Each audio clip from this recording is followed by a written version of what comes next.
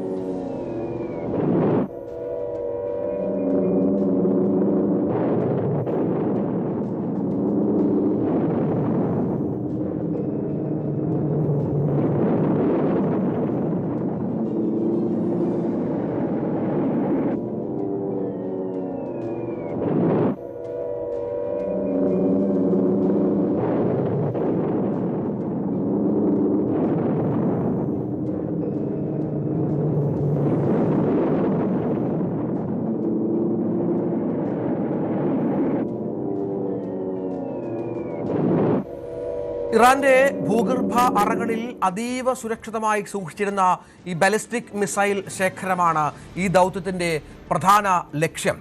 രഹസ്യ നീക്കം പുറം ലോകം അറിയുന്നത് മിലിറ്ററി എയർ ട്രാക്കിംഗ് അലയൻസിലെ 30ഓളം ഓപ്പൺ സോഴ്സ് അനലിസ്റ്റുകൾ പുറത്തുവിട്ട ഫ്ലൈറ്റ് ട്രാക്കിംഗ് വിവരങ്ങളിലൂടെയാണ് എന്നാണ് ഏറ്റവും പ്രധാനപ്പെട്ട വിവരം. അതീവ രഹസ്യമായാണ് അമേരിക്ക ഈ നീക്കം പുറത്തുവിട്ടത്.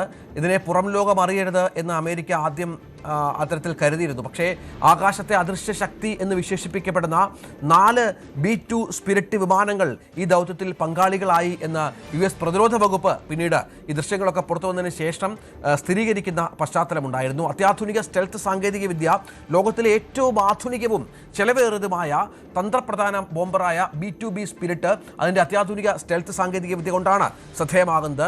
ശത്രു രാജ്യങ്ങളുടെ റഡാർ സംവിധാനങ്ങളെ വെട്ടിച്ച് അതിർത്തി കടക്കാനും ലക്ഷ്യസ്ഥാനങ്ങളിൽ കൃത്യതയോടെ ബോംബിടാനും ഇതിന് സാധിക്കും എന്നുള്ളതാണ് ഏറ്റവും പ്രധാനപ്പെട്ട ഒന്ന്. അമേരിക്കയുടെ ഏറ്റവും മികച്ച ആയുധങ്ങളിൽ ഒന്നുകൂടിയാണ് അത് എന്നുള്ളതാണ് ഏറ്റവും നിർണായകം. അജയ് സുധ ബിജു വിവരങ്ങൾ